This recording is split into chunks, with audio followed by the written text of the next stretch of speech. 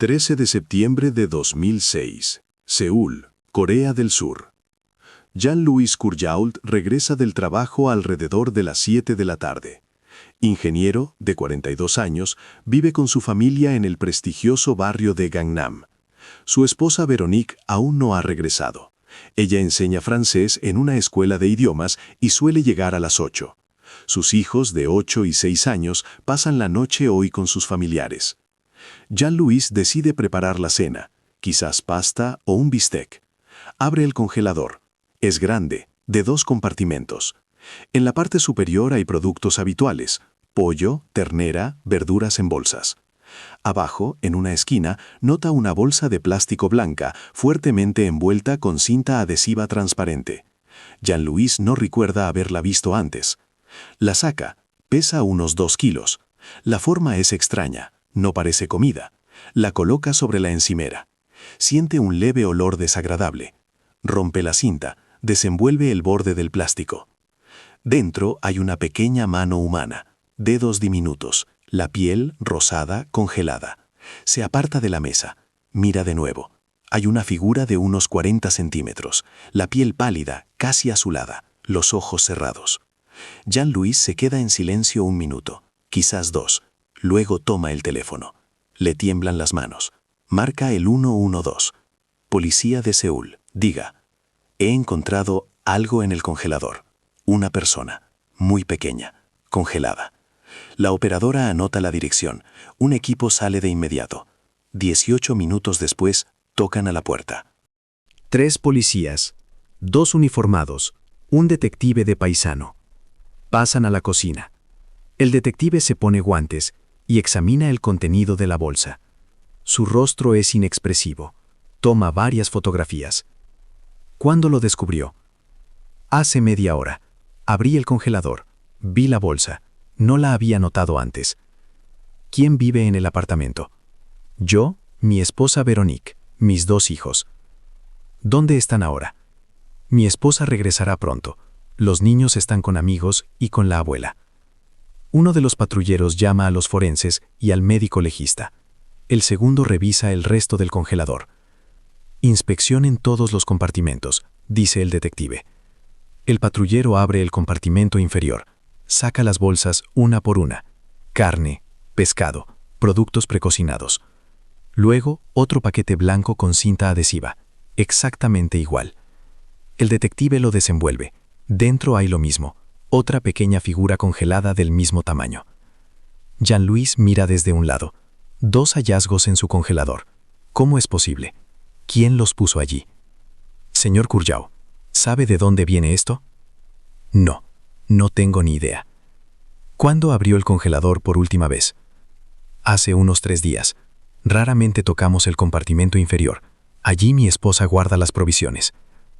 ¿Quién tiene acceso al apartamento? Solo mi esposa y yo, nadie más. Los forenses llegan media hora después. Empaquetan ambos hallazgos en contenedores especiales. Toman muestras del congelador. Fotografían desde diferentes ángulos. Jean-Louis está sentado en la sala de estar. El detective le hace preguntas. ¿Cuánto tiempo llevan viviendo en Corea? ¿Dónde vivían antes? Si hay problemas en la familia, si ha notado algo extraño en el comportamiento de su esposa. No, nada. Veronique es una mujer normal, una buena madre. Llevan 7 años en Seúl. Se mudaron de Francia por trabajo. A las 8:30, la puerta se abre. Veronique entra. Ve a los policías. Se detiene. ¿Qué ha pasado? El detective se levanta. Señora Courjault, se han encontrado 2 hallazgos en su congelador. Su marido afirma no saber de dónde provienen. Explíquelo. Veronique palidece. Se sienta en una silla. ¿Vio estas bolsas? Una pausa. Sí. ¿Sabe lo que hay dentro? Sí. Jean-Louis se gira bruscamente. Veronique, ¿qué estás diciendo? Ella se cubre la cara con las manos. Yo no pude. El detective le lee sus derechos. Veronique es llevada a la comisaría. Jean-Louis se queda solo. En la comisaría comienza el interrogatorio. Veronique está sentada frente al detective. Una cámara en la esquina graba. Cuéntenos qué había en el congelador. Silencio por un minuto. Los di a luz. A los 2. El primero hace 3 años. El segundo hace 2 años. ¿Su marido lo sabía? No. Ni yo misma lo supe hasta el último momento. Empecé con las contracciones. Estaba sola en casa. Me encerré en el baño. Di a luz allí. No mostraban signos de vida. Me asusté. Los envolví en una bolsa. Los puse en el congelador. 2 veces. Sí. La segunda vez fue igual. El detective permanece en silencio, tratando de comprender. ¿Cómo no saber 2 veces de un embarazo? ¿Cómo simplemente esconder el resultado en el congelador? El médico forense determinará las causas. Sabremos si estaban vivos o no. Si sí, es otro asunto. Veronique asiente. Las lágrimas fluyen sin sonido. Comienza la investigación. La policía debe averiguar por qué una madre ejemplar de 2 hijos dio a luz y ocultó 2 veces. ¿Qué sucedió durante los partos? Y lo más importante, ¿qué revelará el examen de las 2 pequeñas figuras congeladas del congelador de la familia Courjault? El apartamento en el 8º piso parece una vivienda típica de una familia exitosa. 3 dormitorios, un espacioso salón, una cocina moderna. En las paredes, fotos familiares enmarcadas. Una pareja sonriente con 2 niños en la playa. Los mismos 4 en una estación de esquí. Un picnic familiar en el parque. La policía comienza a recopilar información sobre la familia Courjault. Jean-Louis trabaja como ingeniero en una gran empresa francesa que construye el metro en Seúl. Un buen puesto, ingresos estables. Veronique enseña francés en una escuela de idiomas, 3 veces por semana, de 10 a 3. Los detectives interrogan a los vecinos. Una anciana coreana del 5º piso dice que la familia Courjault siempre es amable. Saludan, sonríen. Una pareja francesa del 6º piso estuvo con ellos en una barbacoa el mes pasado. Gente normal, agradable de tratar. Sin escándalos, sin ruido del apartamento. Vecinos ejemplares. Los colegas de Jean-Louis dan testimonios similares. Un trabajador fiable, un profesional. Nunca se quejó de problemas en casa. Siempre tranquilo, equilibrado. A veces mostraba fotos de sus hijos. Estaba orgulloso de ellos. En la escuela de idiomas donde trabaja Veronique, el director la describe como una excelente profesora. Puntual, responsable. Sus estudiantes la quieren. Los colegas hablan bien de ella. Varias veces pidió días libres, pero siempre avisó con antelación, sin quejas. Amigos de la familia, otra pareja francesa que vive en Seúl, cuentan que conocen a los Courjault desde hace unos 5 años. Se conocieron en una reunión de la comunidad francesa. Desde entonces se ven regularmente.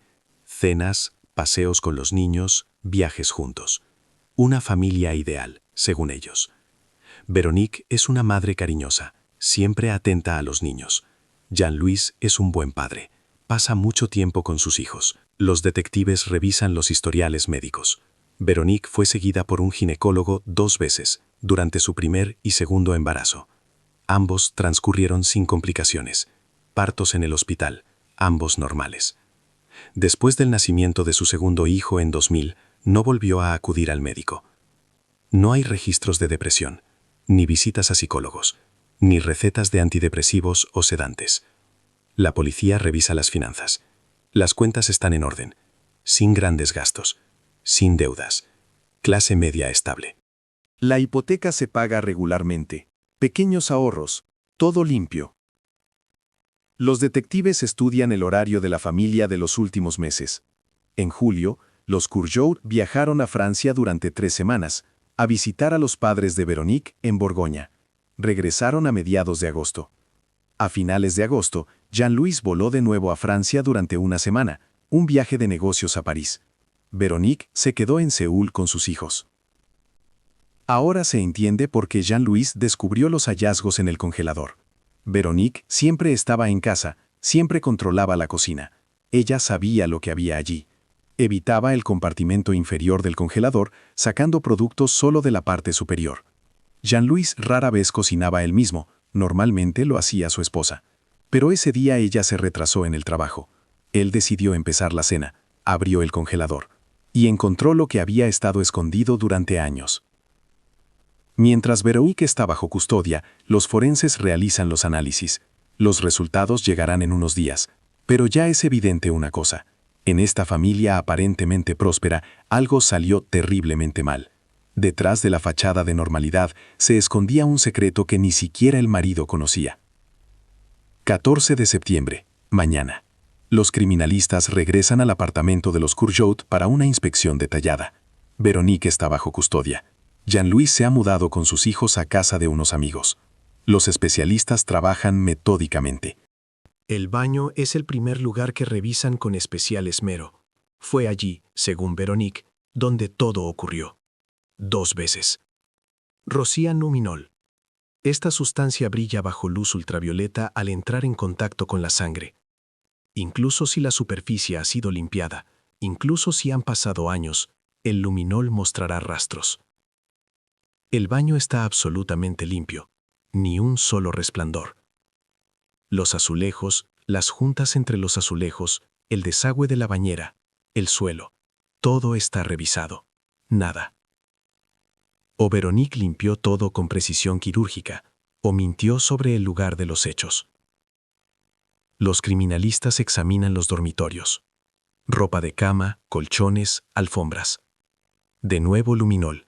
De nuevo nada. En el dormitorio principal hay orden. En la habitación de los niños, los juguetes están cuidadosamente guardados en las estanterías. Un apartamento normal de una familia normal. Revisan el conducto de basura. Toman muestras de las tuberías de desagüe. Inspeccionan el balcón. Miran en el trastero. El resultado es el mismo. No hay rastros biológicos. En la cocina revisan todos los armarios. Encuentran cosas comunes: vajilla, ollas, sartenes, provisiones de alimentos. Productos de limpieza bajo el fregadero. Un kit estándar. Detergente para platos, limpiador en polvo, blanqueador. Nada sospechoso. El detective interroga a Jean-Louis de nuevo. Si notó algo inusual en el comportamiento de su esposa en 2003 y 2004. Fue entonces, según Veronique, cuando todo sucedió. Jean-Louis fuerza su memoria. Año 2003. Su hijo mayor tenía 5 años, el menor 3. Veronique trabajaba en la misma escuela de idiomas. Todo era como de costumbre. Quizás un par de veces se quejó de cansancio, pero ¿quién no se cansa con 2 niños activos? Año 2004. Lo mismo. Vida normal. Trabajo, niños, fines de semana en el parque. Sin extrañezas. Sin cambios en la figura, en el humor, en el comportamiento. Ustedes vivían juntos, dormían en la misma cama. ¿Cómo pudo no notar el embarazo 2 veces? No lo sé. Realmente no noté nada. Veronique no ganó peso, o yo no presté atención. Siempre se cuidaba, practicaba yoga. ¿Se ausentaba de casa por mucho tiempo? No, solo para ir al trabajo y para sus asuntos habituales, la tienda, la escuela de los niños, a veces reuniones con amigas. ¿Tomaba días libres? Varias veces. Decía que no se sentía bien. Se quedaba en casa. Yo me iba a trabajar, regresaba por la noche, y ella ya estaba bien. El detective anota. Estos días libres coinciden con las fechas que Veronique mencionó. El médico forense realiza el estudio. Ambos hallazgos son del mismo sexo. Ambos nacidos a término, con peso y tamaño normales. Edad aproximada, recién nacidos, no mayores de unas pocas horas. La causa de la interrupción de la vida es difícil de establecer debido a la prolongada congelación. Los tejidos están dañados por los cristales de hielo, pero no hay signos de violencia, sin fracturas, sin rastros de asfixia, sin lesiones. El experto no puede decir con certeza si respiraron después del nacimiento o no. La prueba de aire en los pulmones no es informativa después de tal almacenamiento. El análisis de ADN confirma, ambos son de los mismos padres. La comparación con muestras de Jean-Louis y Veronique da coincidencia. Son su descendencia. Biológicamente es un hecho. Ahora la investigación intenta comprender lo principal. Veronique afirma no haber sabido del embarazo, que los partos comenzaron de repente, que ambas veces los recién nacidos no mostraron signos de vida. Pero esto es imposible de verificar. Han pasado 3 y 2 años, sin testigos, sin registros médicos, solo sus palabras. Si dice la verdad, es una tragedia, una rara condición psicológica en la que una mujer realmente no es consciente del embarazo. Sucede, la medicina lo reconoce. Y si ambos recién nacidos eran mortinatos, formalmente no hay delito. Solo hay una cuestión de ocultamiento, pero eso es otro artículo. Si miente, es un asunto completamente diferente. Doble privación de vida, intencional o por negligencia. Un mínimo de 10 años de prisión. La investigación llega a un callejón sin salida. No hay pruebas físicas, no hay testigos. Solo la confesión de Veronique y los resultados de la expertiza, que no demuestran nada de manera concluyente. El caso depende completamente de si el tribunal creerá su versión de los hechos, y para eso es necesario entender quién es Veronique Courjault en realidad. Los resultados de ADN confirmaron la relación biológica. Ahora la investigación se centra en otra cosa. Si se pueden encontrar pruebas de que Veronique realmente estuvo embarazada en 2003 y 2004. Si miente, esto se revelará en los detalles. Los detectives solicitan todas las fotos familiares de esos periodos. Jean-Louis proporciona varios álbumes, fotos de vacaciones, celebraciones familiares, cumpleaños de los niños. Los expertos examinan cada foto con atención. En las fotos de marzo de 2003, Veronique aparece en jeans y suéter, figura esbelta, vientre plano. Abril está con un vestido de verano en un picnic, de nuevo sin signos. Mayo, junio, julio, lo mismo. Según Veronique, el primer parto ocurrió en agosto de 2003, pero en las fotos de julio ella luce absolutamente normal, sin vientre redondeado. Año 2004. Los detectives revisan las fotos de febrero a agosto. Veronique en todas las fotos lleva ropa ajustada o traje de baño, figura sin cambios. En julio la familia estuvo en la playa, ella en bikini, vientre plano. Y el parto, según ella, ocurrió en septiembre del mismo año. La investigación interroga a las amigas de Veronique. La francesa Isabelle fue su amiga durante los 7 años en Seúl. Se veían al menos una vez a la semana. Iban juntas a yoga, tomaban café, paseaban con los niños. ¿Notó algo inusual en 2003 o 2004? No, absolutamente nada. Veronique siempre estuvo en forma. Hacíamos deporte juntas. Usaba ropa normal. Nunca se quejó de malestar. ¿Hacía pausas en el yoga? Un par de veces dijo que estaba cansada, pero eso es normal. Tiene 2 niños activos. Los colegas de la escuela de idiomas dan testimonios similares. El director revisa el registro de asistencia. En agosto de 2003, Veronique se tomó 3 días libres. En septiembre de 2004, 4 días. Ambas veces alegó malestar, pero antes y después de eso trabajó como de costumbre. Una de las colegas recuerda que en esos periodos Veronique venía con ropa más holgada, túnicas largas, blusas anchas, pero era verano, mucha gente se viste así con el calor. La investigación revisa las instituciones médicas de Seúl. Quizás Veronique acudió al médico en secreto, pero su nombre no aparece en ninguna base de datos de 2003-2004, ni ecografías, ni consultas, ni análisis. El detective realiza otro interrogatorio. Esta vez se le pide a Veronique que cuente en detalle qué sucedió exactamente en esos días. Cuéntenos la primera vez, agosto de 2003. Veronique permanece en silencio durante unos segundos. Estaba sola en casa, los niños con la abuela, mi marido en el trabajo. Por la mañana sentí un dolor extraño en la parte baja del abdomen. Pensé que me había intoxicado con algo. El dolor aumentaba. Luego comprendí. Eran contracciones. Fui al baño. Me encerré. 1 hora después todo terminó. ¿No llamó a una ambulancia? No. Estaba en shock. No entendía lo que pasaba. Solo cuando todo sucedió, vi el resultado. Estaba inmóvil, muy pequeño. Pensé que era porque no sabía del embarazo, que el cuerpo no estaba preparado. ¿Qué hizo después?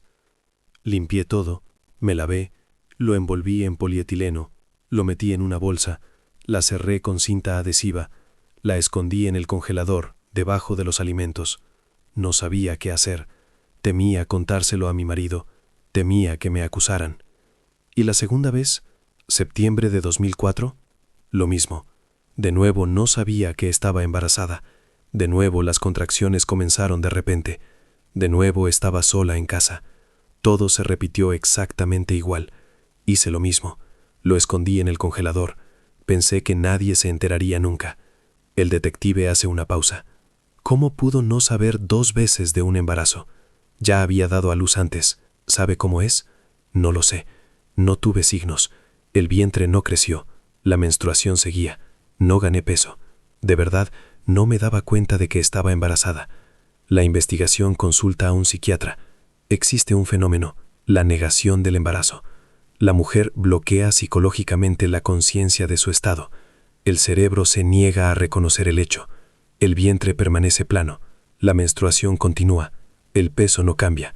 Raro, pero sucede. Descrito en la literatura médica. Pero 2 veces seguidas, el psiquiatra duda. Una vez, quizás. 2 veces extremadamente improbable.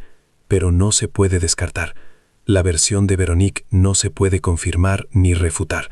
No hay pruebas físicas. No hay testigos. Solo su confesión y los resultados de la pericia, que no prueban nada de forma concluyente. El caso depende totalmente de si el tribunal creerá su versión de los hechos. Y para ello, hay que entender quién es Veronique Courjault en realidad. Según el protocolo estándar, la investigación comienza con quien descubrió los hallazgos. Jean-Louis Courjault se convierte en el primer sospechoso.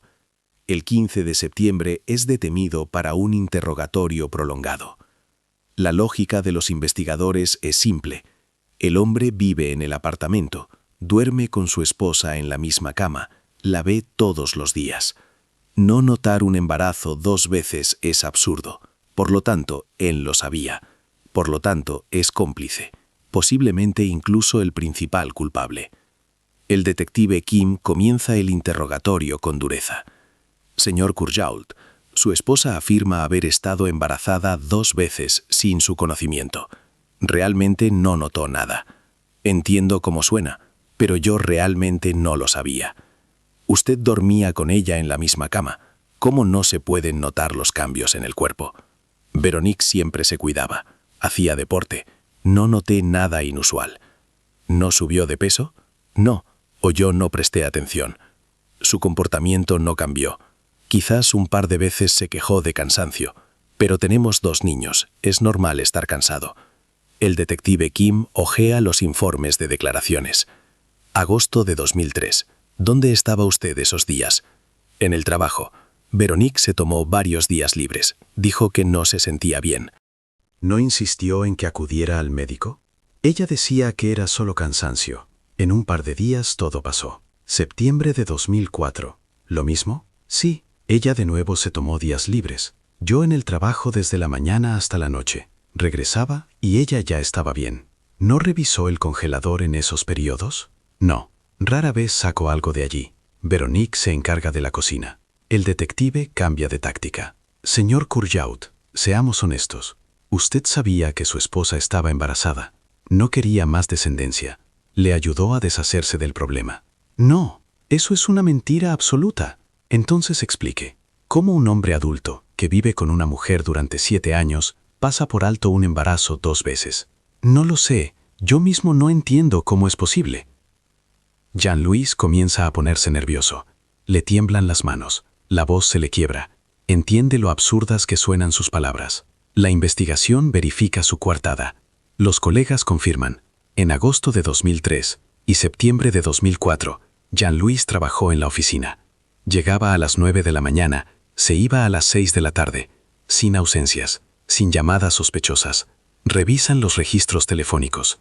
En los días de los presuntos eventos, Jean-Louis no llamó a su esposa con más frecuencia de lo habitual.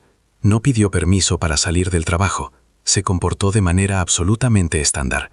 Las operaciones financieras también están limpias, sin grandes retiros de efectivo, sin compras extrañas. sin pagos de servicios médicos en efectivo. El detective Kim consulta con sus colegas. La coartada de Jean-Louis es sólida. Físicamente no pudo estar presente durante los eventos. Su reacción al descubrir los hallazgos pareció sincera. Los vecinos escucharon su voz asustada cuando llamó a la policía. La grabación de la conversación con la operadora confirma que el hombre estaba en shock. La investigación solicita un examen psicológico. Jean-Louis se somete a pruebas. El resultado, un psicotipo normal, sin signos de sociopatía o propensión a la violencia. El detector de mentiras muestra que cuando dice que no sabía de los embarazos, dice la verdad. Pero queda la pregunta principal. ¿Cómo se puede no darse cuenta 2 veces? La investigación consulta a un ginecólogo. La doctora explica que, en la negación del embarazo, el cuerpo de la mujer puede no mostrar los signos clásicos. El vientre no crece o crece mínimamente. La grasa se distribuye de otra manera. El útero se sitúa de tal forma que los cambios no son visibles bajo la ropa. Si el hombre no sabe qué buscar, si la mujer usa ropa holgada, si la vida íntima no es muy activa, puede no darse cuenta. Y la vida íntima de los esposos Courjault, de hecho, no era muy activa. Jean-Louis admite que, después del nacimiento del segundo hijo en 2000, la intimidad se volvió rara. Una vez al mes, quizás menos. Ambos se cansaban del trabajo y de los niños. Esto es normal para parejas con niños pequeños. Al final de la segunda semana de investigación, la postura de la policía cambia. Jean-Louis realmente no sabía nada. Su versión es absurda, pero concuerda con todos los hechos. No es cómplice. Es tan víctima de la situación como los demás. Lo liberan. Le advierten que no abandone Corea hasta la finalización del caso. Jean-Louis regresa con sus amigos, donde vive con sus hijos. Ahora toda la atención de la policía se centra en Véronique. Ella es quien debe explicar al tribunal lo que sucedió en su apartamento en 2003 y 2004. Véronique lleva 2 semanas bajo custodia. Durante este tiempo ha sido interrogada 5 veces, y con cada interrogatorio su versión cambia ligeramente. Primer interrogatorio, admitió haber dado a luz a ambos. Dijo que no sabía del embarazo, que no mostraron signos de vida inmediatamente después del nacimiento. Segundo interrogatorio, añadió detalles. Contó sobre el dolor, sobre cómo se encerró en el baño, sobre el pánico y el miedo. Tercer interrogatorio, cambió un detalle. Dijo que la primera vez no ocurrió en agosto, sino en julio de 2003. Luego recordó, no, fue en agosto. Cuarto interrogatorio, admitió que la segunda vez sospechó del embarazo una semana antes del parto, pero no fue al médico, esperaba estar equivocada. Quinto interrogatorio, volvió a cambiar la declaración. Ahora dice que ambas veces no supo con certeza hasta el último momento. El detective Kim registra todas las contradicciones. Este es un signo clásico. Cuando una persona miente, su versión cambia. La verdad siempre es una. La mentira existe en muchas variantes. El psicólogo presente en los interrogatorios observa otra peculiaridad. Véronique habla de ello con absoluta calma, sin emociones, como si estuviera contando sobre un viaje al supermercado. Una madre normal, al hablar de tales eventos, debería llorar, desmoronarse, mostrar estrés. Véronique simplemente se sienta y responde con voz monótona. Señora Courjault, ¿comprende la gravedad de la situación? Sí, ¿Es consciente de lo que ocurrió? sí. ¿No le parece extraño que no se diera cuenta de su embarazo 2 veces? A mí misma me parece increíble, pero es la verdad. O quizás sí se dio cuenta. ¿Quizás lo supo desde el principio? Una pausa. No lo sé. Quizás. Ahora es difícil recordar lo que sentía entonces. El detective anota. Otro cambio en la declaración. La investigación solicita una pericia psiquiátrica. Véronique pasa 2 días en una clínica psiquiátrica bajo observación. Los médicos realizan pruebas, conversan con ella, analizan su comportamiento.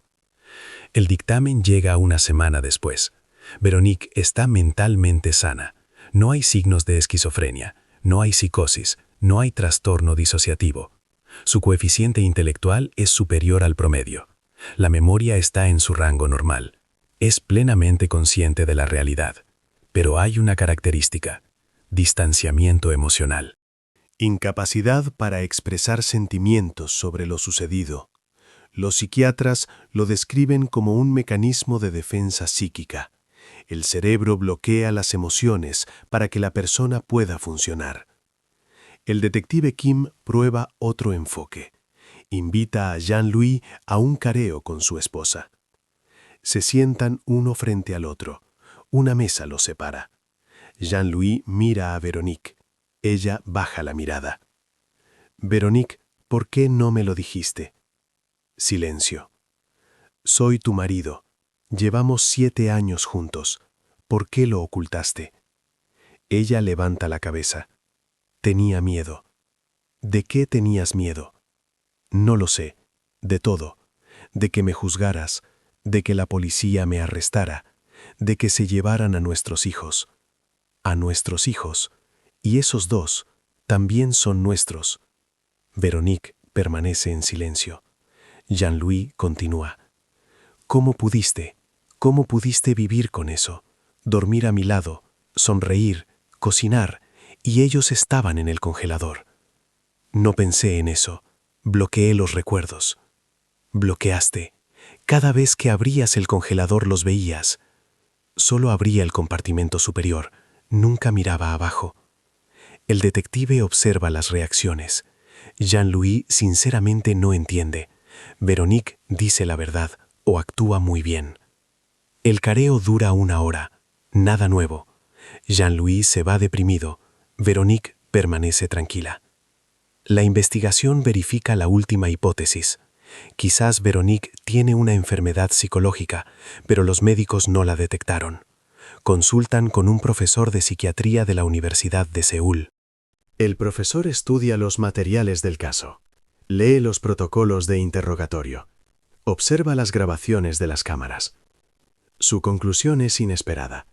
Véronique muestra signos de embarazo críptico, una condición en la que una mujer niega psicológicamente su embarazo. No es una simulación, es un trastorno real. El cerebro realmente no registra los cambios en el cuerpo. El vientre permanece plano, porque los músculos están constantemente tensos. La menstruación continúa, porque el equilibrio hormonal es inestable. Pero el profesor añade algo importante. Incluso en el embarazo críptico, la mujer generalmente comprende lo que sucede cuando comienza el parto. Las contracciones son inconfundibles. Y después del parto, es imposible no entender lo que ocurrió. Esto significa que Véronique lo sabía. En el momento del parto, era plenamente consciente de la situación. Y lo que hizo después, esconder el resultado en el congelador, fue una elección consciente. 2 veces, con 1 año de diferencia, de la misma manera. La investigación llega a una conclusión. Véronique dice la verdad en parte. Es posible que realmente no fuera consciente del embarazo hasta el parto, pero después del parto, actuó de manera intencionada. Ocultó las pruebas. Siguió viviendo una vida normal. Ni una sola vez intentó corregir la situación. El fiscal prepara la acusación. Ocultamiento y doble crimen contra la vida. El caso se hace público. Los medios de comunicación coreanos publican los primeros reportajes. Una familia francesa, un congelador, 2 hallazgos. La historia se convierte rápidamente en una sensación. El abogado de Véronique da una conferencia de prensa. Declara que su clienta es inocente, que está en estado de shock, que la investigación saca conclusiones basándose en pruebas insuficientes. Los resultados del peritaje no pueden establecer de forma concluyente si los recién nacidos estaban vivos después de nacer. Los periodistas piden una entrevista a Véronique. El abogado permite a una publicación francesa local en Seúl. La entrevista se publica 3 semanas después del descubrimiento. Véronique está sentada en la sala de visitas. No hay cámaras, solo un periodista con una grabadora. Habla con voz tranquila y monótona, sin lágrimas, sin temblor en las manos. Entiendo que esto parece horrible, pero realmente no sabía que estaba embarazada.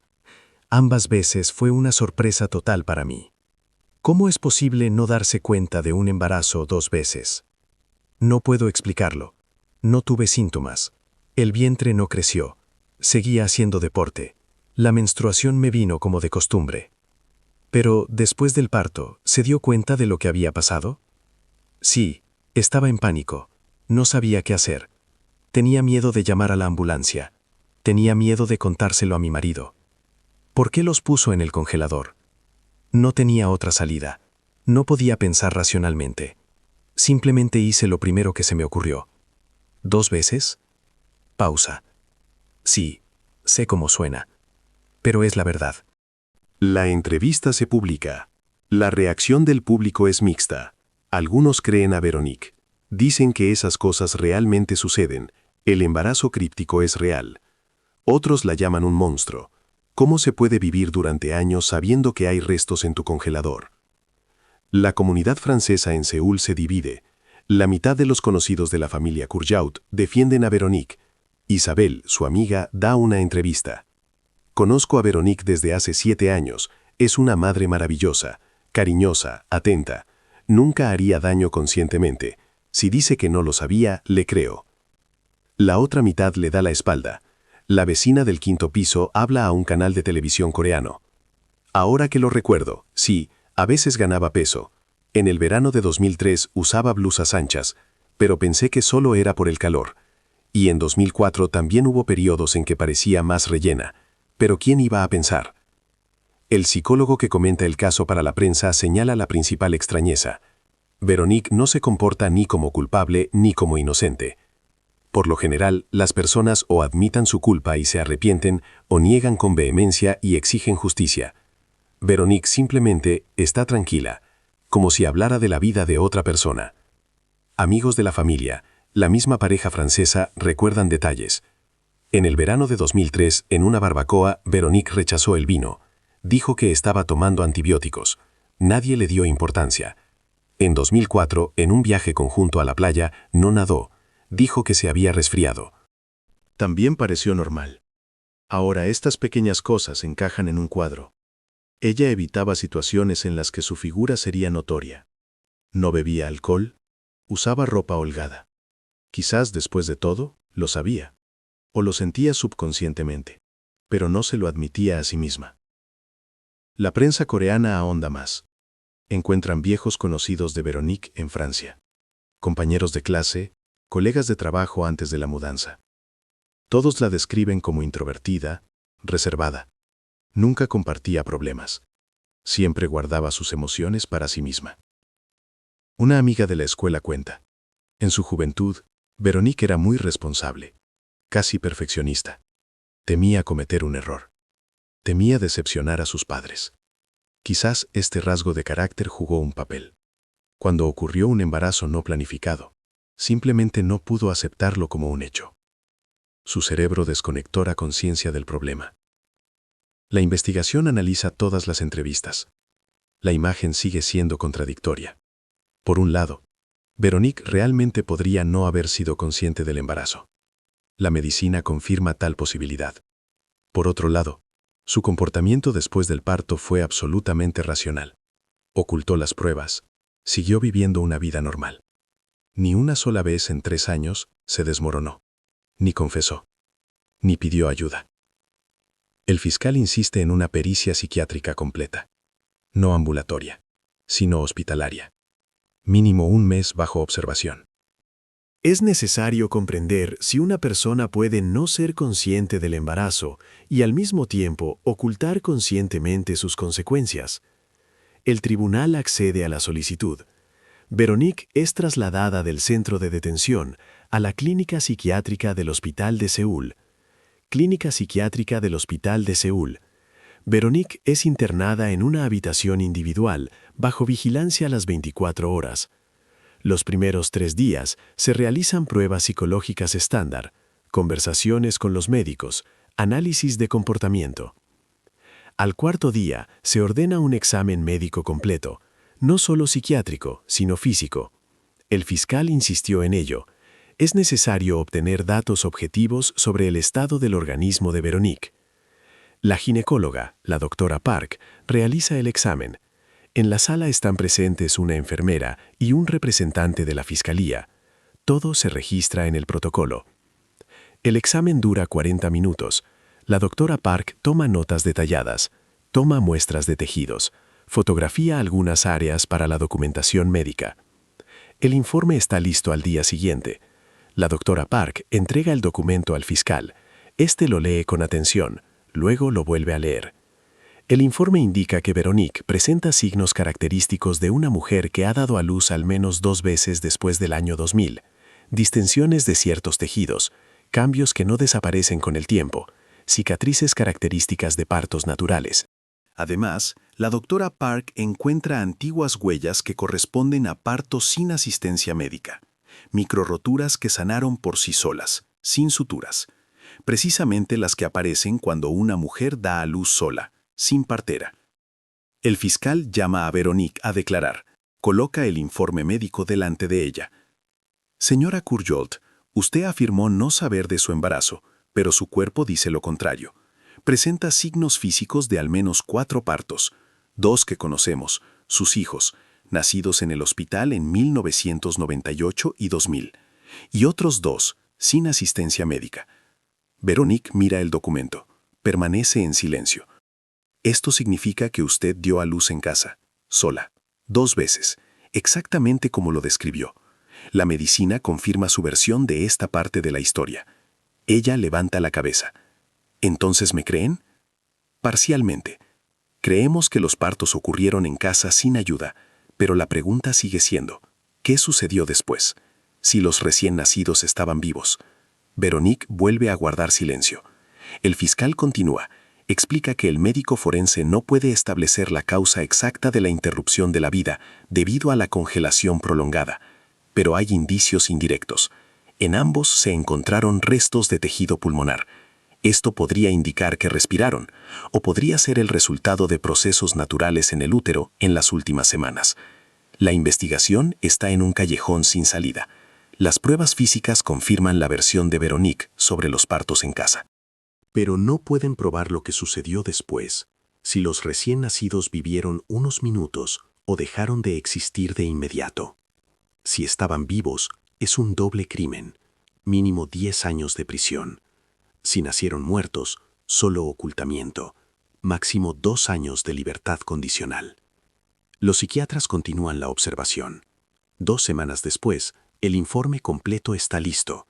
Veronique está mentalmente sana, sin trastornos, pero se le ha detectado un alto grado de supresión emocional, la capacidad de bloquear recuerdos traumáticos. Esto explica cómo pudo vivir una vida normal durante 3 años. Uno de los psiquiatras añade un detalle importante al informe. Veronique muestra signos de disociación, una defensa psicológica en la que la conciencia se separa del evento traumático. La persona recuerda el hecho, pero no siente una conexión emocional con él, como si no le hubiera sucedido a ella. Esto explica su tranquilidad. No es un monstruo insensible, es una persona cuya psique se protegió de la única manera disponible, desconectando las emociones. Pero esto no la exime de responsabilidad. Incluso si Veronique realmente no fue consciente del embarazo hasta el parto, incluso si su psique bloqueó los recuerdos, aún así tomó decisiones. La decisión de esconder el resultado en el congelador, la decisión de no contárselo a nadie, la decisión de seguir viviendo como si nada hubiera pasado. 2 veces, el fiscal prepara el auto de procesamiento. La acusación principal, doble crimen contra la vida. La acusación alternativa, si el tribunal no acepta la principal, ocultamiento y manejo inapropiado de restos. El caso se remite al tribunal. El juicio está programado para diciembre de 2006. El abogado de Veronique cambia la estrategia de defensa. Invita a un experto de Francia, el profesor Michel Dubois, especialista en psiquiatría perinatal. Dubois ha estudiado casos similares durante 20 años. El profesor llega a Seúl en noviembre de 2006. Mantiene 3 encuentros con Veronique, estudia todos los materiales del caso. Luego emite un dictamen para el tribunal. Describe un fenómeno llamado déni de grossesse, negación del embarazo. No es una mentira, ni una simulación. Es un trastorno psicológico real, en el que el cerebro de la mujer bloquea completamente la conciencia de su estado. El mecanismo funciona así.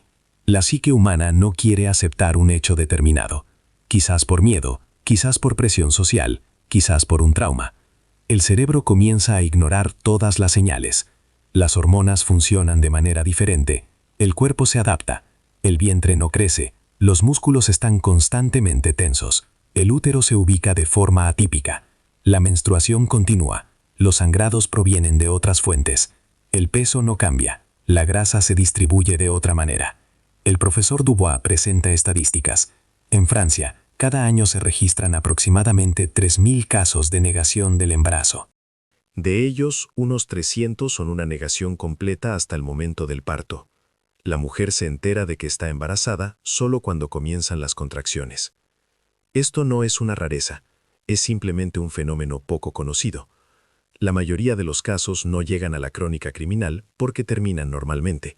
La mujer da a luz en el hospital o en casa con la ayuda de sus seres queridos. El profesor muestra documentos de otros casos. Alemania, 2003. Una mujer dio a luz en el baño de un centro comercial. No sabía de su embarazo. Canadá, 2005.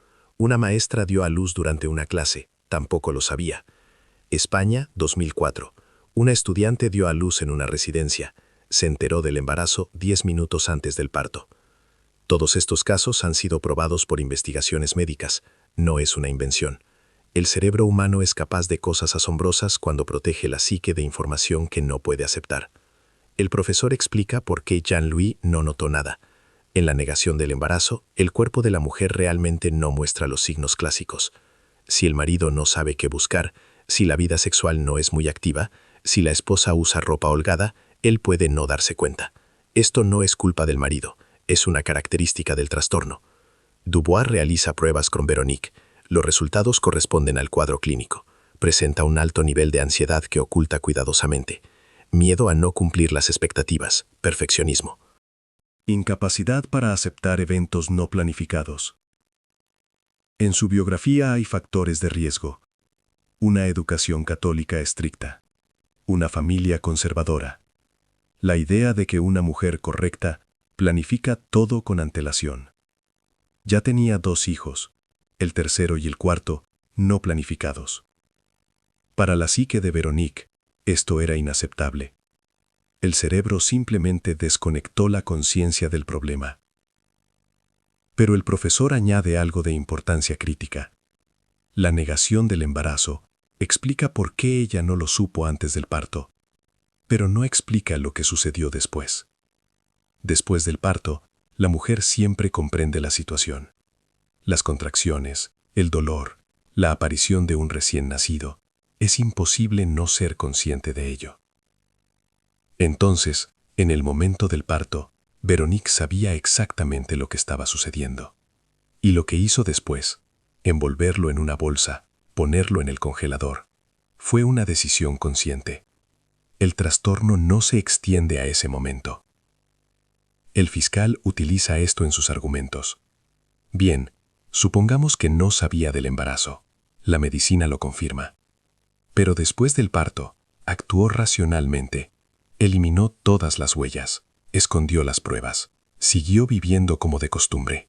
Ni una sola vez en 3 años intentó corregir la situación o pedir ayuda. La defensa replica. La psique de Véronique estaba en estado de shock. Dio a luz sola, sin ayuda, en el baño. Los recién nacidos no mostraban signos de vida. Se asustó. No sabía qué hacer. Actuó irracionalmente. Pero 2 veces.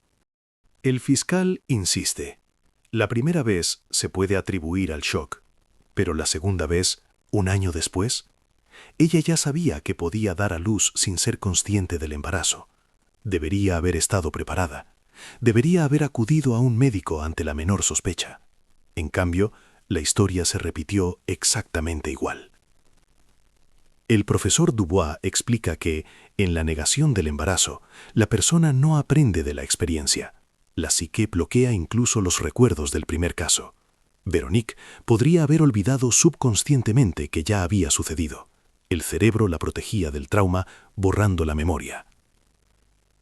El tribunal se enfrenta a una elección difícil. La medicina explica cómo fue posible. La psiquiatría explica el mecanismo del trastorno. Pero la pregunta principal sigue siendo, ¿es Véronique culpable de lo que sucedió después del parto? Ahora toca dilucidar precisamente esto. Mientras los psiquiatras estudian a Véronique, la investigación no deja en paz a Jean-Louis. Formalmente, él es un testigo, pero el detective Kim no cree del todo en su inocencia. Octubre de 2006. Jean-Louis es citado para un nuevo interrogatorio. Ya es el quinto. El detective hace las mismas preguntas, pero desde otro ángulo. Señor Courjault, explíqueme una vez más. Su esposa está embarazada, el vientre le crece, usted duerme con ella en la misma cama. ¿Cómo pudo no darse cuenta? Ya lo expliqué, no noté cambios, quizás fueron mínimos. O sí los notó, pero fingió que no. No, yo de verdad no lo sabía. Su vida íntima. ¿Con qué frecuencia? Jean-Louis se sonroja. Raramente. Una vez al mes, quizás menos. Ambos estábamos cansados del trabajo y de los niños. Conveniente. Una intimidad rara. Menos posibilidades de notar cambios en el cuerpo de su esposa. No fue a propósito, así se dio. El detective cambia de tema. Agosto de 2003. Véronique se toma 3 días libres. No la llamó ni una vez durante el día. Llamé, 1 o 2 veces. Ella decía que estaba acostada, descansando. ¿No insistió en que fuera al médico? Ella dijo que solo estaba cansada. En un par de días todo pasó. Septiembre de 2004. Lo mismo. Usted de nuevo no insistió en el médico. Yo confiaba en ella. Pensé que ella misma sabía cuándo necesitaba un médico. La investigación revisa sus registros telefónicos detalladamente. Todas las llamadas entre los cónyuges en agosto de 2003 y septiembre de 2004 son absolutamente normales. Conversaciones cortas. ¿Qué tal? ¿Normal? ¿Descansando? Bien, nos vemos por la noche. Nada sospechoso. El detective estudia el horario laboral de Jean-Louis. En la empresa hay un estricto sistema de control. Los pases electrónicos registran cada entrada y salida. En los días de los presuntos partos, Jean-Louis estuvo en la oficina de 9 de la mañana a 6 de la tarde, sin ausencias. La hora del almuerzo la pasó en el comedor de la oficina. Hay registros de cámaras. Físicamente no pudo estar presente. La oficina se encuentra a 40 minutos en coche de la casa. Incluso si hubiera salido 1 hora, el sistema lo habría registrado. La investigación solicita una prueba de polígrafo. Jean-Louis acepta. El experto hace preguntas de control, luego pasa a las principales. ¿Sabía que su esposa estaba embarazada en 2003? No. El polígrafo muestra, verdad. ¿Sabía que ella estaba embarazada en 2004? No. De nuevo, verdad. ¿Ayudó a su esposa a ocultar los resultados de los partos? No. Verdad. ¿Alguna vez abrió el compartimento inferior del congelador antes del 13 de septiembre de 2006? No. O muy rara vez. No recuerdo exactamente. Una pequeña fluctuación, pero dentro de lo normal. El experto concluye que Jean-Louis responde con sinceridad. No se detectaron signos de engaño. El detective Kim no se rinde. Revisa las finanzas más a fondo. Quizás Jean-Louis pagó a alguien por su silencio o compró algo sospechoso. Los extractos bancarios de 2003-2006 están absolutamente limpios. Salario, facturas de servicios públicos, supermercados, gasolineras, la escuela de los niños. Sin grandes retiros de efectivo, sin transferencias extrañas. La investigación interroga de nuevo a los colegas de Jean-Louis. Todos dicen lo mismo. Estaba completamente absorto en su trabajo. El proyecto del metro estaba en una fase crítica. Horas extras regulares, reuniones hasta altas horas de la noche, viajes de negocios a otras ciudades de Corea. Simplemente no tenía tiempo para ocuparse de los asuntos domésticos. Uno de los colegas recuerda que en 2004, Jean-Louis se quejó de que su esposa se había vuelto más reservada, hablaba menos. Él pensó que era cansancio por los niños. El colega le aconsejó que ayudara más en casa. Jean-Louis aceptó, pero el trabajo no se lo permitía. Esto no parece el comportamiento de un cómplice. Parece el comportamiento de un marido que realmente no sabía nada. El detective Kim consulta con el fiscal. Este examina todos los materiales. La coartada es sólida, el polígrafo superado, las finanzas limpias. Los colegas confirman la ocupación. El psicólogo confirma un shock sincero al descubrir los hallazgos. El fiscal toma una decisión. Se retiran todas las sospechas sobre Jean-Louis. Ya no figura en el caso como posible cómplice, solo como testigo y víctima. Jean-Louis recibe la notificación. Está libre, puede volver a la vida normal. Pero ¿qué vida normal puede haber después de algo así? Su esposa está bajo investigación. Su familia está destruida. Sus hijos viven con la abuela. Hacen preguntas a las que él no puede responder. La comunidad francesa en Seúl se ha dividido en cuanto a su actitud hacia él. Algunos simpatizan. Pobre hombre, él mismo es víctima de la situación. Otros susurran. ¿Cómo pudo no darse cuenta 2 veces? Seguramente esconde algo. Jean-Louis deja de salir de casa. Se toma un permiso en el trabajo. No contesta las llamadas de sus amigos. Solo se sienta en el apartamento alquilado e intenta comprender cómo su vida se ha convertido en esta pesadilla. Y mientras tanto, Véronique se prepara para el juicio. Ahora es la única acusada. Solo ella tendrá que explicar a los jueces y al jurado lo que ocurrió en su apartamento en 2003 y 2004. El caso está programado para diciembre. Queda un mes. Noviembre de 2006. Véronique lleva un mes en la clínica psiquiátrica. Su abogado prepara la línea de defensa para el juicio. El argumento principal: negación del embarazo, trastorno psicológico, ausencia de intención. Pero durante una conversación más con el psiquiatra, Véronique dice algo inesperado. El médico notifica inmediatamente a la investigación.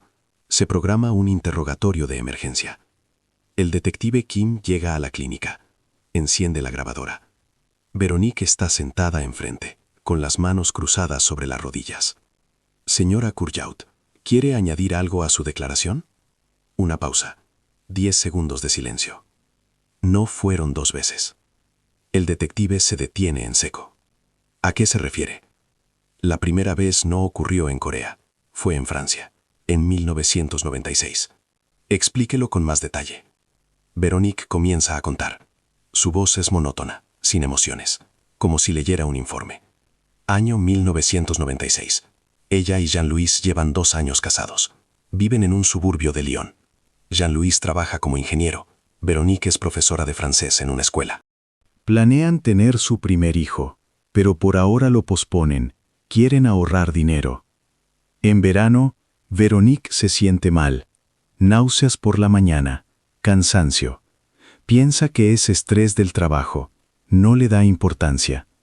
La menstruación le llega irregularmente, pero siempre ha sido así. En octubre, comienzan las contracciones. Está sola en casa. Jean-Louis está de viaje de negocios en París por 3 días. Véronique se encierra en el baño. Varias horas después, todo termina. ¿Qué pasó después? El resultado no mostraba signos de vida. No sabía qué hacer. Entré en pánico. Jean-Louis debía regresar al día siguiente. No podía dejar eso en el baño. ¿Y qué hizo? Teníamos una chimenea en el salón, de leña. Yo lo puse todo allí. Encendí el fuego. Esperé varias horas hasta que todo se convirtió en cenizas. El detective anota cada palabra.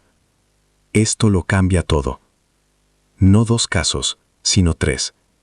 El primero en Francia, luego 2 en Corea. ¿Se lo dijo a su marido? No. Cuando él regresó, le dije que había tenido gripe. Él no notó nada. ¿Por qué no acudió al médico? Tenía miedo. No sabía cómo explicarlo. Pensé que me acusarían de algo terrible. No era consciente de que estaba embarazada. No. Hasta el momento de las contracciones, no tenía ni idea. La investigación se pone inmediatamente en contacto con la policía francesa. Envían una solicitud para revisar la casa en Lyon, donde vivían los Courjault, en 1996.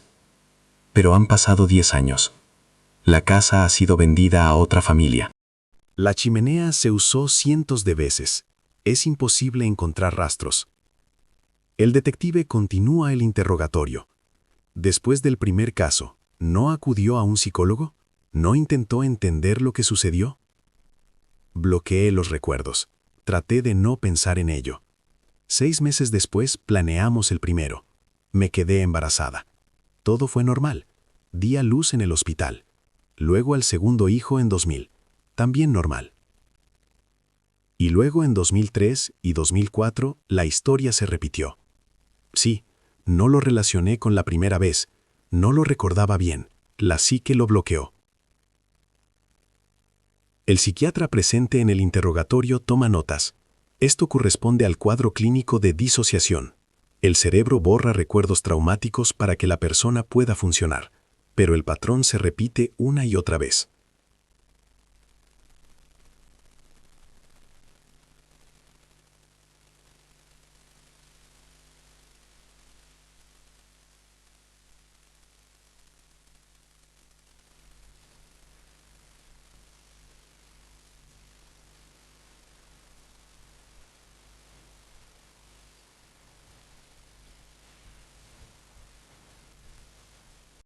Intenta minimizar el daño.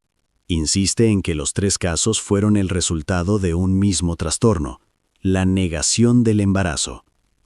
Que Veronique realmente no era consciente de su estado cada vez.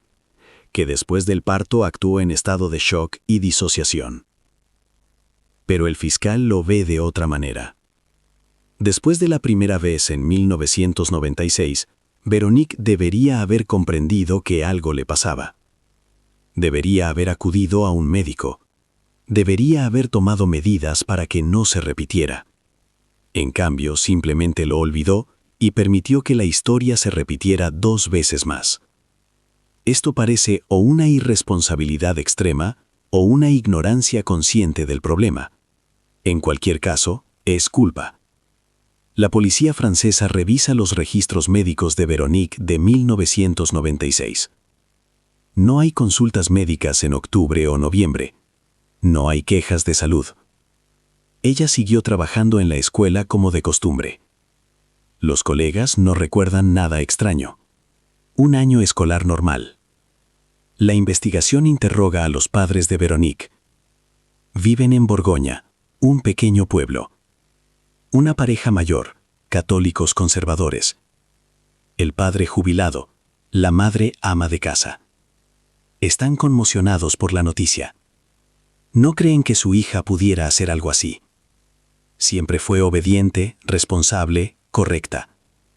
En 1996 la vieron varias veces. No notaron ningún signo de embarazo. Se veía normal. La madre recuerda un detalle. En otoño de 1996, Veronique llamó, dijo que no se sentía bien. La madre se ofreció a ir a ayudar. Veronique se negó. Dijo que se las arreglaría sola. Nunca más volvieron a tocar el tema. El caso adquiere una nueva dimensión.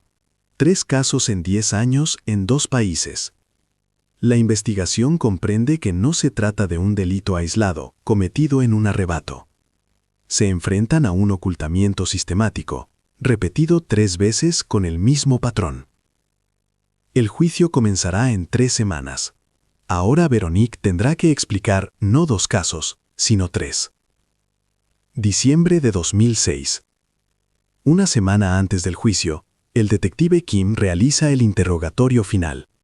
Es la última oportunidad de obtener una imagen completa de los hechos. Veronique accedió a prestar una declaración detallada. Sala de interrogatorios. Una mesa, 2 cámaras, una grabadora de voz.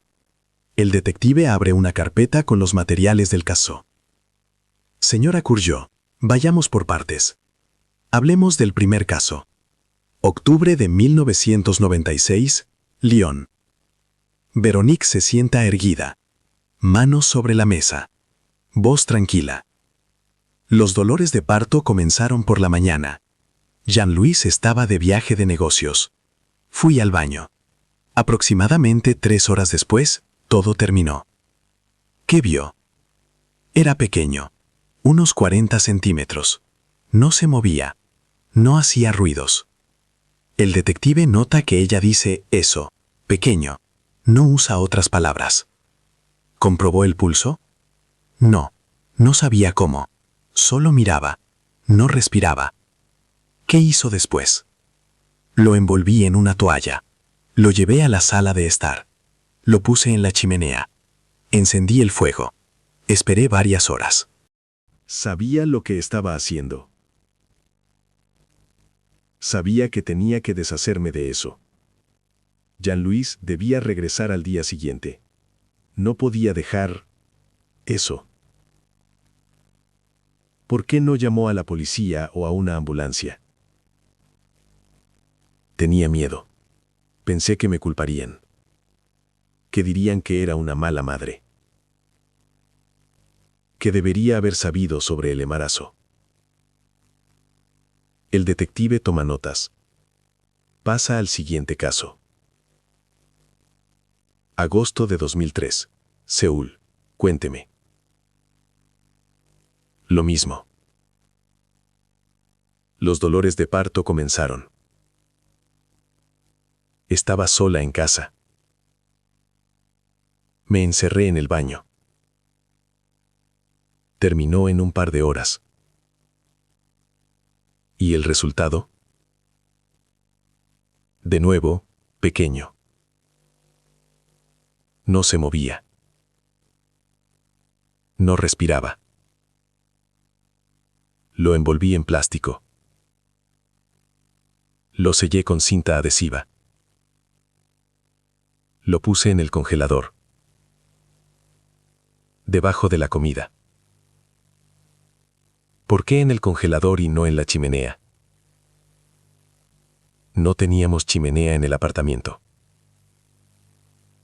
No sabía dónde más ponerlo. El congelador me pareció un lugar seguro. ¿No pensó que su esposo podría encontrarlo? Sí. Pero esperaba que nunca mirara el compartimento inferior. Siempre sacaba la comida de allí yo misma. Septiembre de 2004. Tercer caso. Todo se repitió. Los dolores. El mismo resultado. Hice lo mismo. Lo envolví y lo puse en el congelador. El detective la mira fijamente por un largo rato. Señora Kurjold. Después de la primera vez, ¿no pensó en ir al médico? ¿Hacerse un chequeo? Bloqueé los recuerdos. Traté de no pensar en ello. Después de la segunda vez, lo mismo. Entiende que 3 meses ya no es una coincidencia. Es un patrón. Verónica guarda silencio. El detective cambia de táctica. Seamos honestos. Usted sabía del embarazo, ¿verdad? Sentía cambios en su cuerpo. Tal vez, no lo sé. Ahora es difícil recordarlo. ¿Quería deshacerse de ellos? No, no lo planeé. Pero después del parto, actuó deliberadamente. Quemó al primero, congeló al segundo y al tercero. Estas son acciones conscientes. Verónica baja la cabeza. Entré en pánico. No sabía qué hacer. Simplemente hice lo que se me ocurrió. ¿3 veces el mismo pánico? Silencio. El detective abre el informe médico forense. En ambos del congelador se encontraron signos de respiración. Los pulmones contenían aire. Esto significa que estaban vivos después del nacimiento. Verónica levanta bruscamente la cabeza. No, no se movían, no lloraban. Realmente pensé que estaban... ¿Que estaban muertos? Sí. Pero usted no los revisó, no llamó a un médico, no intentó ayudar. No sabía cómo. Es usted una maestra, una mujer educada, tiene 2 hijos sanos, Sabe cómo son los recién nacidos. Debería haberlo comprendido. Verónica se cubre el rostro con las manos. Por primera vez en todo el interrogatorio, muestra emoción. Yo no los percibía como reales. No se parecían a mis hijos. Eran diferentes, pequeños, extraños. No sentía ninguna conexión. El detective anota esta frase con especial atención. Es una confesión clave. Ella no los percibía como personas. Para ella eran simplemente objetos. Problemas que debían resolverse. ¿Se arrepiente de lo sucedido? Una larga pausa. Casi un minuto de silencio. No lo sé. Siento un vacío. No puedo explicarlo. El psiquiatra, observando a través del cristal, toma una nota. Distanciamiento emocional. Incapacidad para expresar arrepentimiento. Signos clásicos de disociación profunda. El interrogatorio dura 4 horas. Al final, Verónica hace una confesión completa. 3 casos. 1996, 2003, 2004. 1 en Francia, 2 en Corea.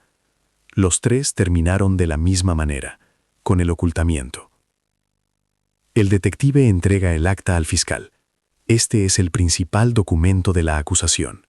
Una confesión completa de la acusada, grabada en cámara, en grabadora de voz y firmada por ella personalmente. Ahora solo queda el juicio. El jurado tendrá que decidir si Verónica es culpable de acciones premeditadas o si es víctima de un trastorno psicológico. De esta decisión depende su destino: 10 años de prisión o una pena suspendida con tratamiento obligatorio. El fiscal Lee examina los materiales del caso. Delante de él están las actas de los interrogatorios, los informes médicos, los informes psiquiátricos. La defensa argumenta que Verónica era inimputable debido a un trastorno. Su tarea es demostrar lo contrario. Él despliega la cronología de las acciones de Verónica después de cada caso. Anota cada paso. Año 1996, Francia. Después del parto, no pidió ayuda. En su lugar, esperó a que todo terminara. Envolvió el resultado en una toalla. Lo llevó a la sala de estar. Encendió el fuego en la chimenea. Esperó varias horas hasta que todo se convirtió en cenizas. Limpió la chimenea. Se lavó. Se arregló. Cuando su esposo regresó al día siguiente, actuó de manera completamente normal. Año 2003, Seúl. De nuevo, no pidió ayuda. Lo envolvió en plástico. Lo selló cuidadosamente con cinta adhesiva. Lo escondió en el congelador, debajo de la comida. Limpió el baño. Estuvo 3 días de baja por enfermedad, recuperándose del parto. Luego regresó al trabajo. No le dijo nada a nadie. Continuó abriendo el congelador a diario, sacando los productos de arriba y evitando el compartimento inferior. Año 2004, Seúl. Exactamente lo mismo. Plástico, cinta adhesiva, congelador. Borró las huellas. Varios días de descanso. Regreso a la vida normal. Otros 2 años viviendo con ese conocimiento. El fiscal ve un patrón. Cada vez, Verónica actuó metódicamente. No entró en histeria. No pidió ayuda. No confesó. Ocultó las huellas de manera consistente. Este es el comportamiento de una persona que entiende que está haciendo algo mal. Llama a un psiquiatra forense para una consulta. Doctor, dígame, ¿puede una persona con negación de embarazo ocultar las consecuencias de manera tan deliberada? El psiquiatra asiente. La negación del embarazo afecta la conciencia del hecho de la gestación. Pero después del parto, la mujer siempre comprende lo que ha sucedido. El trastorno no continúa después del nacimiento del recién nacido. Es decir, cuando Verónica los envolvía en bolsas y los escondía, ¿actuaba de forma consciente? Absolutamente. Comprendía la situación. Comprendía que sus acciones debían ocultarse. Esto demuestra su cordura. Y el distanciamiento emocional, la incapacidad para expresar arrepentimiento, es un mecanismo de defensa de la psique, disociación, pero eso no hace que una persona sea inimputable.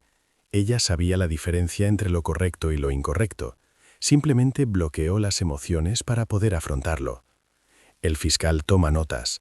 Este es un argumento clave. Verónica pudo no haber sido consciente del embarazo. Eso está probado médicamente. Pero después del parto, actuó racionalmente. Planificó. Ocultó. Esto es un signo de cordura. Él analiza su comportamiento más profundamente. Verónica siguió trabajando. Se relacionaba con amigos. Cuidaba de sus 2 hijos. Preparaba cenas. Sonreía en las fotos. Llevaba una vida plena. Todos estos años funcionó de manera absolutamente normal. Si hubiera sido inimputable, no habría podido mantener esa fachada. Las personas inimputables pierden la capacidad de funcionamiento social. Verónica, en cambio, era una madre, esposa y maestra ejemplar. El fiscal prepara el documento final para el tribunal. La tesis principal, la conciencia de las acciones. Verónica entendía que sus acciones eran ilegales. Pruebas. Ocultamiento sistemático. Usó diferentes métodos para destruir pruebas 3 veces. 2. Ausencia de intentos de buscar ayuda. Nunca acudió a un médico o a la policía. 3. Mantenimiento del funcionamiento social. Continuó trabajando y cuidando a su familia. 4. Silencio prolongado. Vivió con ese conocimiento durante 3 años, sin confesárselo a nadie. Todo esto indica que ella entendía la ilegalidad de sus acciones. Comprendía la necesidad de ocultarlas. Actuó de manera deliberada y metódica. La negación del embarazo explica por qué no lo supo antes del parto, pero no explica ni justifica sus acciones posteriores. En el momento en que envolvía el resultado en plástico, cuando pegaba la cinta adhesiva, cuando lo escondía en el congelador, ella estaba completamente cuerda. Tomó una decisión consciente de ocultar lo sucedido en lugar de buscar ayuda. El fiscal entrega el documento a sus asistentes. La estrategia de la acusación está lista. No disputarán el trastorno psicológico. La medicina está del lado de la defensa. Pero demostrarán que el trastorno no exime de responsabilidad. Verónica sabía lo que hacía. Sabía que estaba mal. Y eligió conscientemente el camino del ocultamiento. 3 veces. El juicio comenzará en 3 días. El jurado tendrá que decidir si el trastorno psicológico es suficiente para una absolución, o si las acciones después del parto fueron demasiado conscientes para evitar el castigo. Cuando la noticia de la confesión completa de Verónica se hace pública, todos esperan la reacción de Jean-Louis. Guardó silencio durante 1 mes. No dio entrevistas. No apareció en público. Se escondió en un apartamento de alquiler con sus hijos. El 15 de diciembre de 2006, 5 días antes del juicio, hace una única declaración a la prensa. Breve, leída ante las cámaras cerca de su casa. Me enteré de las acciones de mi esposa hace 3 meses. Esto destrozó mi vida. Pero he estudiado los informes médicos. He hablado con psiquiatras. Ahora entiendo. Verónica está enferma. Tiene un grave trastorno psicológico. No es una criminal a sangre fría. Es una persona que necesita tratamiento. La apoyaré. Por el bien de nuestros hijos. Por el recuerdo de cómo era ella antes de esto. Los periodistas lo bombardean con preguntas. Él no responde. Regresa a la casa. La reacción del público es instantánea. Los medios franceses y coreanos estallan en discusiones. ¿Cómo puede apoyarla? ¿Cómo puede perdonar algo así? Los programas de entrevistas de la televisión francesa dedican ediciones enteras a esta declaración.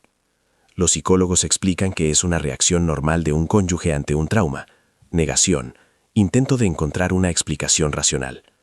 Jean-Louis no puede aceptar que vivió 7 años con una persona capaz de algo así.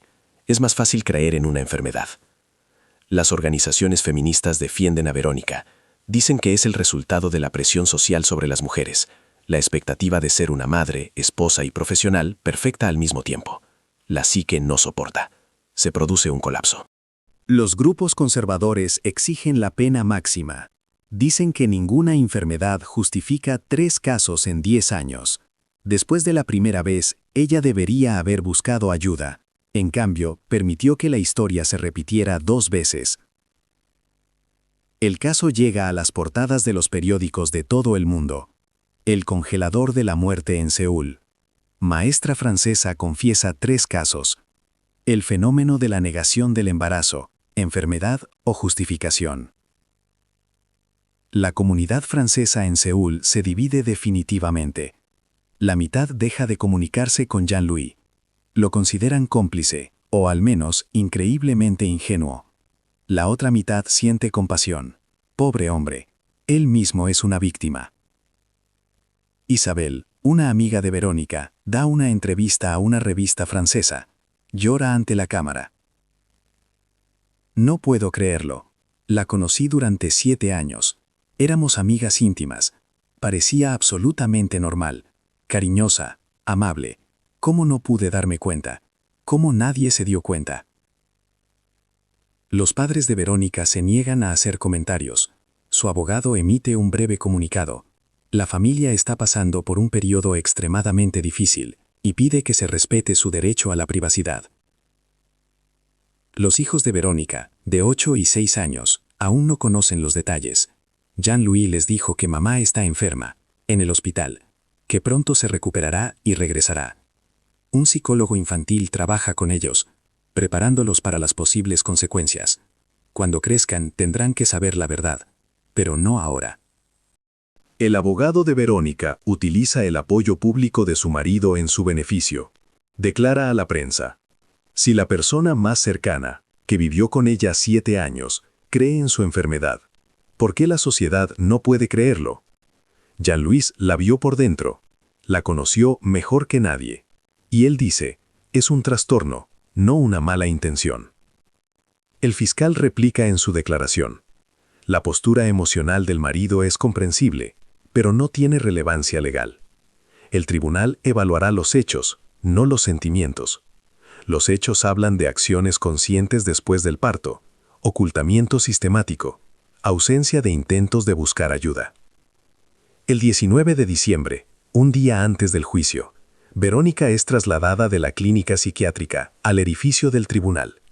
Las cámaras la graban saliendo del coche, delgada, pálida, con un traje gris, el pelo recogido, el rostro inexpresivo.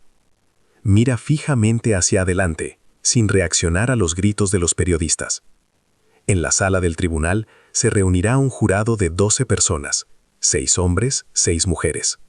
Tendrán que decidir el destino de Verónica Courjault, si es culpable de acciones premeditadas o si era inimputable debido a un trastorno psicológico. De su decisión depende la sentencia, 10 años de prisión por cada caso o una pena suspendida con tratamiento obligatorio en una clínica psiquiátrica. Mañana comienza el juicio, 18 de diciembre. 2 días antes del juicio, la investigación lleva a cabo el procedimiento final, la reconstrucción de los hechos. El fiscal necesita demostrar al jurado que todo lo descrito por Verónica es físicamente posible, que realmente pudo hacerlo desapercibida en el apartamento donde vive su marido. Verónica es llevada a su antiguo apartamento en el 8º piso. Jean-Louis se había mudado hace mucho tiempo, el apartamento está vacío. Están presentes el detective Kim, el fiscal, el abogado defensor, un forense y un camarógrafo. Todo será grabado. Verónica entra al apartamento con calma. Mira a su alrededor. Ha sido su hogar durante los últimos 7 años. Aquí crió a sus hijos. Aquí ocurrieron esos eventos. Señora Courjault, muestre cómo sucedió todo en agosto de 2003, dice el detective. Verónica va al baño. La habitación es pequeña, 3 por 2 metros. Bañera, lavabo, inodoro, un armario con toallas. Sentí dolor por la mañana. Entendí que eran contracciones. Jean-Louis se fue a trabajar a las 9. Los niños estaban en la escuela. Cerré la puerta con llave. Ella señala la cerradura, un simple cerrojo desde el interior. Me senté aquí, en el borde de la bañera. El dolor se intensificaba. Aproximadamente 2 horas después comenzaron los pujos. El forense anota cada detalle. El abogado observa en silencio. ¿Qué pasó después? Todo terminó rápido, unos 15 minutos. El resultado cayó en la bañera. Vi que era pequeño, no se movía. Muestre las acciones posteriores con el maniquí. El forense saca un maniquí especial del tamaño de un recién nacido. Se lo entrega a Verónica. Ella lo toma sin dudar, lo pone en la bañera, muestra cómo lo envolvió en una toalla, cómo lo llevó a la cocina. Pasan a la cocina. Verónica abre el congelador. Muestra el compartimento inferior. Saqué una bolsa de plástico de aquí. Señala un cajón debajo del fregadero. Lo envolví. Lo sellé con cinta adhesiva de ese mismo cajón. Lo puse aquí, en la esquina. Lo cubrí con paquetes de carne encima. El detective comprueba. De hecho, la esquina del congelador está completamente oculta a la vista si no se mira específicamente. Si se sacan los productos solo de la parte superior, se puede no notar lo que hay debajo durante años. ¿Cuánto tiempo duró todo el procedimiento? Unos 20 minutos. Luego regresé al baño, limpié todo, me lavé, me acosté. Jean-Louis regresó a las 6 de la tarde. Le dije que no me sentía bien. Él no hizo preguntas. El fiscal toma notas. Físicamente todo es posible. El marido estuvo fuera de casa durante 8 horas. En ese tiempo se puede hacer todo y eliminar las huellas. ¿Y septiembre de 2004? Exactamente lo mismo. Todo se repitió. Las mismas acciones. El mismo resultado.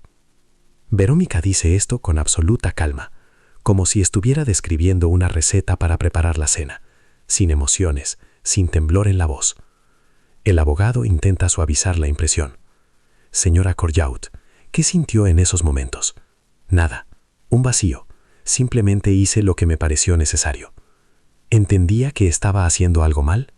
No lo creo. Estaba en estado de shock. No analicé mis acciones. El fiscal objeta. Pero usted sabía que debía esconderlo. Eso demuestra conciencia. Solo quería que desapareciera, que el problema se fuera. La reconstrucción dura 1 hora y media. Verónica muestra cada paso. Dónde estaba parada, cómo lo sostenía, dónde lo puso, cómo cerró el congelador, cómo limpió el baño. El forense verifica los intervalos de tiempo. Desde el inicio del parto hasta el momento del ocultamiento transcurrieron aproximadamente 3 horas. En ese tiempo, se puede hacer toda sola. Los vecinos no escucharon nada. El baño tenía buena insonorización. Verónica no gritó durante el parto. El detective hace la última pregunta. ¿Ni una sola vez en 3 años pensó en confesar? Lo pensé, pero no sabía cómo. Temía perder a mi familia. Temía que se llevaran a mis hijos. Entonces, usted comprendía la gravedad de la situación. Pausa. Probablemente. Ahora es difícil decir lo que entendía en ese momento. El operador apaga la cámara. Los materiales del experimento serán mostrados en el juicio. El jurado verá cómo Verónica demuestra sus acciones con calma, metódicamente, sin emociones. Esto podría jugar en su contra, ya que tal comportamiento no se parece al de una persona en estado de shock. Se asemeja al de alguien que sabía exactamente lo que estaba haciendo. O la defensa podría usar esto como prueba de una disociación profunda, tan profunda que incluso ahora, 3 años después, no puede conectar con las emociones. El juicio comenzará mañana. La reconstrucción se ha convertido en la última prueba en el caso de Verónica Courjault. 20 de diciembre de 2006, Tribunal de Distrito de Seúl. La sala está llena. Periodistas, representantes de la embajada francesa, psicólogos, simples curiosos. Todos quieren ver el final de esta historia. Verónica entra en la sala. Traje gris, cabello recogido, rostro pálido. Se sienta junto a su abogado. No mira hacia el público. La mirada fija en el suelo. El juez abre la sesión. Lee la acusación. 3 episodios de acciones ilegales. Año 1996 en Francia, años 2003 y 2004 en Corea. Ocultamiento de los resultados del parto. El fiscal pide la pena máxima, 10 años por cada caso. Primero interviene la acusación. El fiscal Lee expone metódicamente las pruebas. El análisis de ADN confirma el parentesco biológico. El examen médico forense muestra signos de parto sin asistencia. Las actas de los interrogatorios contienen una confesión completa. La reconstrucción demuestra la posibilidad física. Él enfatiza especialmente el carácter sistemático. No una vez en pánico, 3 veces en 10 años. El mismo patrón de acciones. Ocultamiento, continuación de la vida normal, silencio. Esto demuestra conciencia. La defensa interviene a continuación. El abogado llama al profesor Dubois. El psiquiatra explica el fenómeno de la negación del embarazo. Presenta estadísticas. Muestra ejemplos de otros casos. Es un trastorno real, reconocido por la medicina. Luego llaman a un segundo psiquiatra de la Universidad de Seúl. Él confirma el diagnóstico. Verónica presenta una disociación profunda, bloqueo emocional, incapacidad para percibir lo sucedido como realidad. No es una simulación, es un mecanismo de defensa de la psique. El abogado insiste, Verónica no es una criminal, es una persona enferma, necesita tratamiento, no prisión. El tribunal escucha a los testigos. Jean-Louis se acerca al estrado. Habla en voz baja, eligiendo las palabras con dificultad. Viví con Verónica 10 años. Era una buena esposa, una madre cariñosa para nuestros hijos. No sabía de su trastorno. Ahora entiendo que necesita ayuda. La apoyaré. Nuestros hijos necesitan a su madre. El fiscal le hace una pregunta. Señor Courjault, ¿no cree que su esposa debería asumir su responsabilidad? Sí, creo que sí, pero debe ser una responsabilidad que considere su estado. Ella no estaba en sí. Escuchan a Isabel, la amiga, a los colegas de la escuela, a los vecinos. Todos dicen lo mismo. Nadie notó nada. Verónica parecía absolutamente normal. Al tercer día del juicio, le dan la última palabra a Verónica. Ella se levanta. Por primera vez mira directamente, al juez, al jurado. Soy consciente de que hice algo terrible. No puedo explicar cómo sucedió. No puedo justificar mis acciones. Estaba enferma, pero eso no me exime de culpa. Pido perdón. A mi familia, a la sociedad. Estoy dispuesta a asumir el castigo. La voz es firme, sin lágrimas, pero en ella aparece algo nuevo. Conciencia. Como si la niebla se disipara. El jurado se retira a deliberar. Pasan 5 horas. La sala espera tensa. Por la tarde, el jurado regresa. El presidente lee el veredicto. Por la acusación de acciones ilegales que resultaron en la interrupción de la vida de 3 recién nacidos, culpable. La sala se queda en silencio. El jurado ha considerado la presencia de un trastorno psicológico, ha considerado la ausencia de premeditación, ha considerado la confesión y el arrepentimiento. Recomendamos una atenuación de la pena. El juez anuncia la sentencia. Verónica Courjault es condenada a 8 años de privación de libertad, con cumplimiento en una institución con posibilidad de tratamiento psiquiátrico. Después de la liberación, un seguimiento psiquiátrico obligatorio durante 5 años. Verónica no reacciona, simplemente asiente. Acepta la decisión del tribunal. Jean-Louis está sentado en la sala. Se cubre el rostro con las manos. El juicio ha terminado. Se llevan a Verónica. Ella se vuelve una vez. Mira a su marido. Él no levanta la cabeza. Esta es la última vez que se ven. 6 meses después, Jean-Louis solicitará el divorcio. Regresará a Francia con sus hijos. Comenzará una nueva vida. Verónica cumplirá 8 años en una prisión coreana. En 2014, será liberada. Regresará a Francia, vivirá bajo otro nombre. Sus hijos se negarán a comunicarse con ella. La historia de la familia Courjault se convertirá en uno de los casos más conocidos de negación de embarazo en la práctica criminal. Enero de 2007, Verónica comienza a cumplir su condena en la prisión femenina de Cheongju, a 100 kilómetros de Seúl. Un régimen especial, con posibilidad de tratamiento psiquiátrico. 2 veces por semana, sesiones con un psicólogo. Un examen psiquiátrico semanal. Jean-Louis permanece en Corea otros 6 meses. Finaliza su contrato de trabajo. Los hijos van a la escuela. Él no les dice la verdad. Solo que mamá está enferma, en el hospital. Cuando el mayor pregunta por qué no pueden visitarla, Jean-Louis responde que los médicos no lo permiten, que su estado es demasiado grave. En el verano de 2007, recibe una nueva oferta, regresar a Francia, un traslado a la oficina de la empresa en París. Él acepta, empaca sus cosas, vende el apartamento en Seúl, el mismo apartamento en el 8º piso, Los nuevos propietarios no conocen su historia. Antes de irse, Jean-Louis visita a Verónica una vez en la prisión. La visita dura 30 minutos. Se sientan a ambos lados de una mampara de cristal. Hablan a través de un auricular telefónico. Llevo a los niños a Francia. Correcto. Necesitan estabilidad. Les escribirás. No lo sé. No estoy segura de que sea lo correcto. Son tus hijos. Lo sé. Pero tal vez sea mejor que olviden. Esta es la última vez que hablan como marido y mujer. Un mes después, los abogados de Jean-Louis presentan los documentos para el divorcio. Verónica no se opone. El proceso se lleva a cabo en ausencia. A finales de 2007, el matrimonio es oficialmente disuelto. En prisión, Verónica se comporta de manera ejemplar, trabaja en la biblioteca, participa en todos los programas de psicoterapia. Los psiquiatras notan un progreso, comienza a conectar con sus emociones, llora en las sesiones, habla de arrepentimiento. Lentamente, pero su psique se recupera. En 2014, después de cumplir 7 de los 8 años, Verónica es liberada antes de tiempo por buen comportamiento.